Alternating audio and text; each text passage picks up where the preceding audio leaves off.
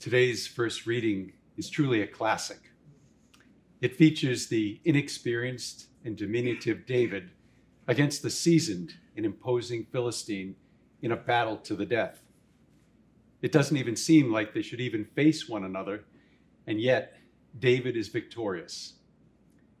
Unless you were always the biggest kid in school, almost every boy, or perhaps even man today, can relate to facing someone in a school fight who's bigger, tougher, and a better fighter.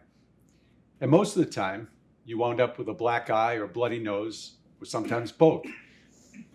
But this story isn't only about a physical battle. It has a lot more to do with David's courageous faith in God. King Saul tries to dissuade David from facing the Philistine, and logically, you can understand why. But David is undaunted. Despite knowing that he lacks experience and size, he believes that in the strength that comes from doing the will of God. It's the younger David who tells King Saul, "Let your majesty not lose courage." If we think about it, many people have had their faith in God challenged over the past 2 years, or perhaps even before. For some, it has to do with asking God how God could let something bad happen to a loved one or to themselves. Others could observe a lack of virtue in church members or even leaders in the church and wonder how could God permit something like this to happen with seemingly no consequences. And still others hear what they perceive to be conflicting church teachings and have their faith shaken. I believe that young David is a reminder of how we can face daunting challenges. When he's taunted by the Philistine, David counters by saying, "You come at me with a sword and spear and scimitar, but I come at you in the name of the Lord of hosts." In other words, you have the weapons of war, but I have something different and greater, my faith in God.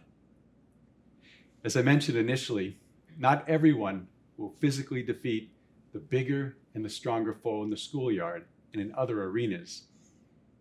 However, even there, courage matters and it's noticed. Others notice how even in defeat, that classmate stood up for what they believed in and didn't cower in fear. I think the same can be said for when we face our fears, whether they are physical, emotional, or spiritual.